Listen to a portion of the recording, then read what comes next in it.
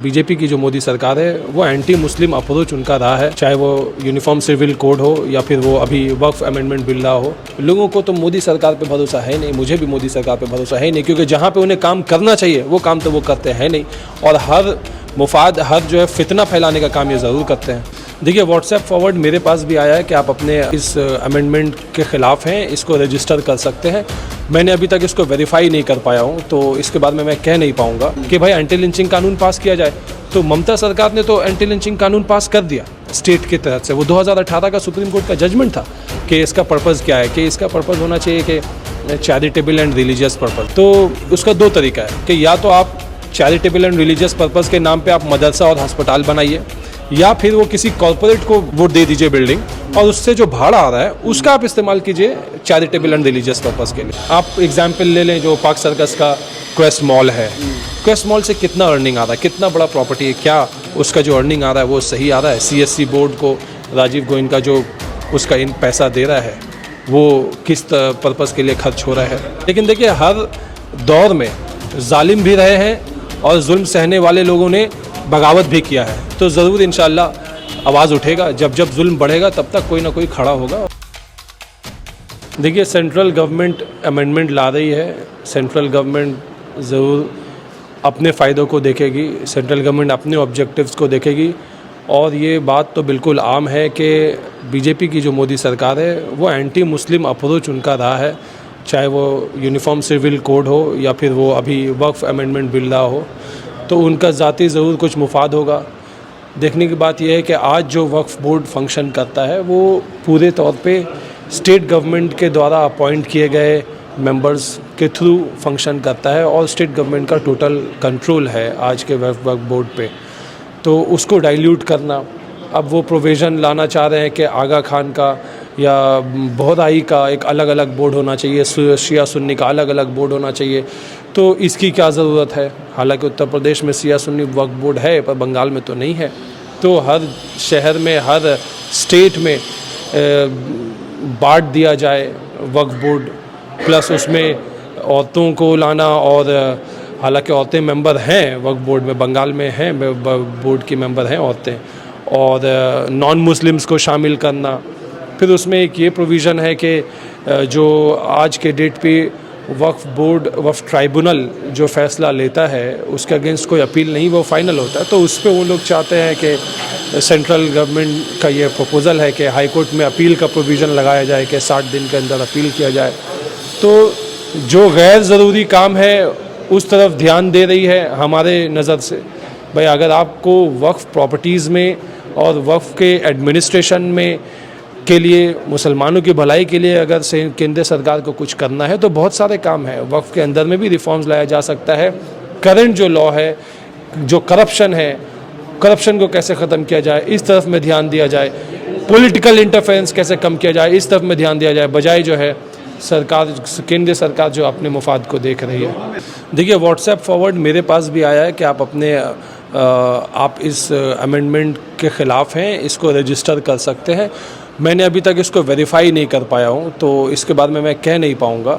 अगर वेरीफाई करने के बाद अगर मैं इस पे कह सकता हूँ, लेकिन हाँ, बेचैनी तो लोगों में है, क्योंकि लोगों को तो मोदी सरकार पे भरोसा है नहीं, मुझे भी मोदी सरकार पे भरोसा है नहीं, क्योंकि जहाँ पे उन्हें काम करना चाहिए वो काम तो वो करते हैं नहीं, और हर मुफाद हर जो है फितना फैलाने का काम ये ज़रूर करते हैं। सरकार कह रही है कि ये इस बिल के आने के बाद ट्रांसपेरेंसी देखी जाएगी, तो फिर मुसलमान घबरा क्यों रहे हैं इस बिल से? क्योंकि मुसलमानों को सरकार पे जो है भरोसा नहीं है। ये तो मोदी सरकार खुद कहती है कि भाई, मोदी सरकार के जो प्रवक्ता हैं टीवी में या फिर उनके जो पैनलिस्ट हैं वो तो कहते हैं कि भाई हमारा तो 70% वोटर्स का टारगेट है, वो तो 30% के बारे में सोचते ही नहीं, उनको तो मुसलमानों के वोट से मतलब ही नहीं, वो तो कहते हैं। और जो केंद्र सरकार के जो कदम रहे वो हमेशा पोलराइज़ करके वोट लेना है, हिंदू मुस्लिम में बांट दो, हर इलेक्शन के समय कुछ इस तरीके के कानून पैदा करो, कोई ऐसा बखेड़ा खड़ा करो जिससे जो हिंदू मुस्लिम में बटे। आज आए दिन जो लिंचिंग हो रहा है, क्या किया है लिंचिंग में? सुप्रीम कोर्ट ने बोला था, और मजलिस की तरफ से इतना बड़ा एहतजाज हुआ था, मजलिस की तरफ से प्रोग्राम हुआ रानी रश्मनी रोड में, मैं खुद था, मजलिस के हर एक मौलाना थे, कि भाई एंटी लिंचिंग कानून पास किया जाए।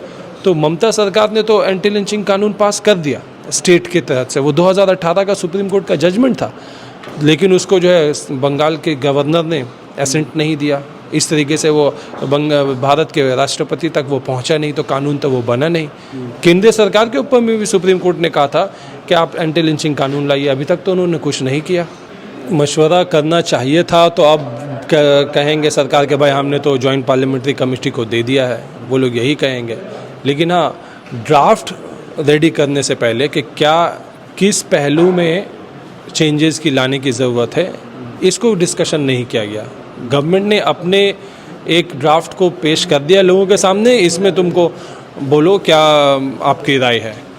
होना ये चाहिए कि स्टेक होल्डर्स को बुला करके पूछते हैं कि भाई वक्फ में, वक्फ बोर्ड की फंक्शनिंग में, वक्फ के प्रॉपर्टीज़ में क्या करप्शन हो रहे हैं, क्या परेशानी है और उसको कैसे हल किया जाए, आप मशवरा दीजिए। ये स्टेक होल्डर्स से ये पूछा जाना चाहिए था, और स्टेक होल्डर्स की तरफ से सारे राय पहुंच करके उसके बाद जो है सरकार को एक अमेंडमेंट बिल बनाती और उसके बाद फिर स्टेक होल्डर्स को देती कि आप जॉइंट पार्लियामेंट्री कमेटी को देती कि आप इस पे अपना राय दीजिए।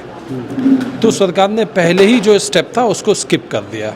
अच्छा, पब्लिक बताया जा रहा है कि ये बिल आने के बाद जो वक्फ प्रॉपर्टी है वो पब्लिक सेक्टर में यूज़ होगी, पब्लिक के कामों के लिए यूज़ होगी, फिर मुसलमान को क्यों प्रॉब्लम है इससे?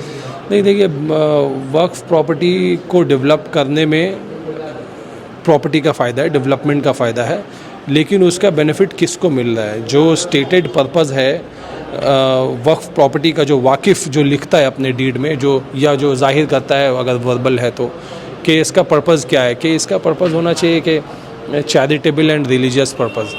तो उसका दो तरीका है कि या तो आप चैरिटेबल एंड रिलीजियस पर्पस के नाम पे आप मदरसा और अस्पताल बनाइए, या फिर वो किसी कॉरपोरेट को वो दे दीजिए बिल्डिंग, और उससे जो भाड़ा आ रहा है उसका आप इस्तेमाल कीजिए चैरिटेबल एंड रिलीजियस पर्पस के लिए।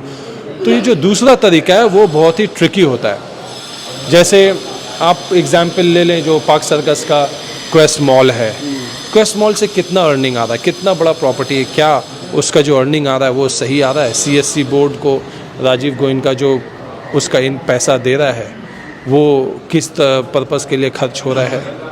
ये सारी बातें हैं भाई, आप अपना बैठ करके इंट्रोस्पेक्शन कीजिए। अगर आपका नियत है कि हम रिलीजियस और चैरिटेबल पर्पस में पैसे को खर्च करेंगे तो रास्ता है, लेकिन अगर आपका नियत है कि हम पॉलिटिकल इसमें मुद्दा कुछ बनाएंगे, अपनी राजनीति चमकाएंगे, तो सरकार तो वही कर रही है। नहीं, देखिए, प्रोटेस्ट करने के काबिल है या नहीं ये भी देखना होगा। आज मुसलमान, एक एवरेज मुस्लिम का अगर हम बात करें तो वो उसके ज़िंदगी शुरू होती है इसी सोच से कि आज हमें खाना कैसा खाना है, आज हमें बच्चों को कैसे स्कूल फीस पे करना है, आज हमें इलेक्ट्रिसिटी बिल कैसे देना है। वो इन सारी बातों में कहाँ सोचने का उनके पास टाइम है।